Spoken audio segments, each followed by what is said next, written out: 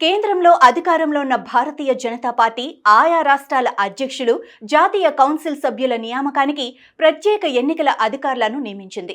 ఈ నేపథ్యంలోనే 29 మంది అధికారులతో కూడిన జాబితాను బీజేపీ కేంద్ర కార్యాలయం విడుదల చేసింది. తెలంగాణ రాష్ట్రానికి ఎన్నికల అధికారిగా కేంద్ర వ్యవసాయ, రైతు సంక్షేమ శాఖ సహాయ మంత్రి శోభా కరంద్లాజేను నియమించారు. గుజరాత్కి భూపేంద్ర యాదవ్, కర్ణాటకకు శివరాజ్ సింగ్ చౌహాన్, ఉత్తరప్రదేశ్కి పీయూష్ గోయల్, బీహార్కి మనోహర్ లాల్ ఖట్టర్, మధ్యప్రదేశ్కి ధర్మేంద్ర ప్రధాన్ ఎన్నికల అధికారులుగా నియమితులయ్యారు. ఇప్పటికే బీజేపీ సభ్యత్వ నమోదు కార్యక్రమం విజయవంతంగా నిర్వహించింది. అంతేకాకుండా యాక్టివ్ మెంబర్షిప్ ప్రక్రియను కూడా పూర్తి చేసింది.